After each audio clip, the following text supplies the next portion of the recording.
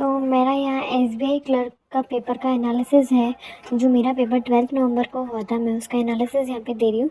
इस बार ये चेंजेस था कि जो स्टार्टिंग में जो है वो रीजनिंग थी, फिर मैथ्स थी, फिर इंग्लिश थी। तो रीजनिंग के जो क्वेश्चन स्टार्टेड थे वो पजल बेस्ड क्वेश्चन थे, जिसके अंदर 7 persons they are sitting on a floor. जो there is a one line trick in this, but it can be easily be solve.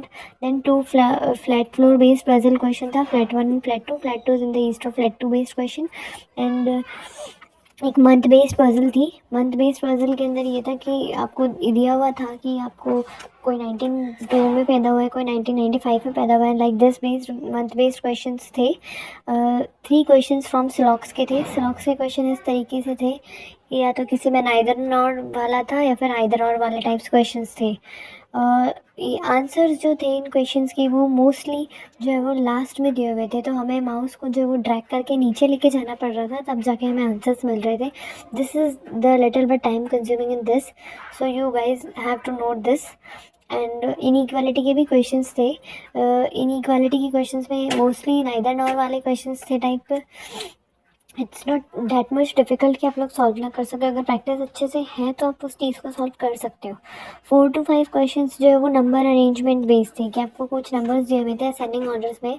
आपको जिन्हें असेंडिंग ऑर्डर्स में लगा के उनको फर्स्ट नंबर को सेकंड नंबर से रिप्लेस करके देन आपको असेंडिंग में लगाना था। वो second from the last row, last 10 से, लाइक दिस क्वेश्चंस थे। और डिजिट बेस्ड क्वेश्चंस थे। And this is like the review of reasoning. Now अब हम बात करते हैं कि इंग्लिश के जो बेस्ड हमारे आरसी के क्वेश्चंस थे। 9 to 10 क्वेश्चंस आरसी के थे, तो स्टार्टिंग आरसी से ही थी इंग्लिश की। फिर इंग्लिश के आरसी के बाद में हम जब क्वेश्चन नंबर 14 to 15 पे चलते हैं, then we will see the spelling mistakes questions, जो सिंपली आपको वन लाइन के सेंटेंसेस दिए हुए थे। इट इज़ वेरी सिंपल कि you can easily find out the spelling. Like spellings आपको बतानी थी, व्हाट इज importance की spelling गलत थी, like these are the spellings that have been misspelled in this, so you have to easily you can be do this. Sentence rearrangement is also very simple. If you read one time with a proper, then you can easily get your answer. Sentence rearrangement is also very easy. और जो sentence correction थे वो simply tense based questions थे। अगर आपको tense की fully knowledge है तो आप टेंस बेस्ड क्वेश्चंस को इजीली सॉल्व कर सकते थे। तो सिंपली टेंस बेस्ड क्वेश्चन वाले थे। फिर हम क्लोज टेस्ट के कुछ 4-5 क्वेश्चन थे। तो इंग्लिश भी इजी टू मॉडरेट लेवल ही पेपर था। Then we will talk about numerical ability. As numerical ability के अंदर इस बार ये था कि डीआई के क्वेश्चन सिर्फ 5 ही थे। आपको डीआई के क्वेश्चन सिर्फ 5 ही देखने को मिलेंगे, जिसमें कुछ इस तरीके से था, फ्राइडे सैटरडे संडे का डेटा दिया हुआ था। आपको उस डेटा के बेस पे क्वेश्चंस को कैलकुलेट करना था, जिसमें से 2-3 questions are simply that you can easily solve. There is a one differentiate between them, how much percent and more then this type question based. There is a 1 and 2 questions are time consuming, that's depends on your speed and accuracy.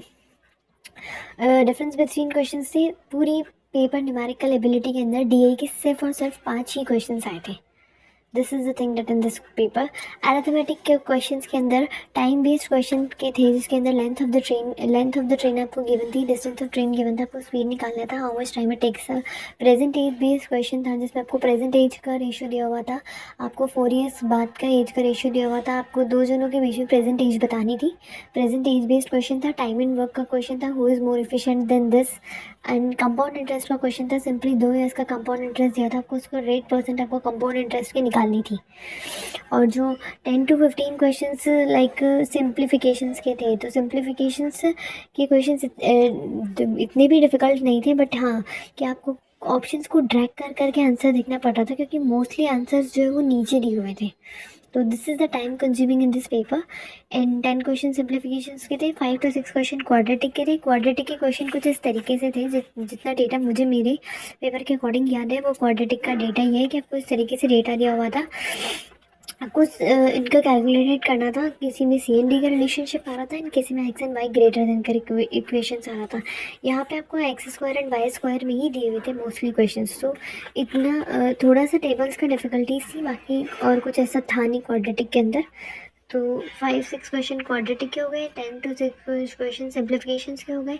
Arithmetic के इस तरीके से questions थे। 2-3 questions मुझे याद नहीं है, बाकी 10 क्वेश्चंस अरिथमेटिक बेस्ड थे और DDI इस तरीके से थी एंड रीजनिंग इस तरीके से थी। Now I hope this is very helpful for the people who have a paper on 19th November. My paper was on the 12th November, SBI analysis. Okay guys, I think this is helpful.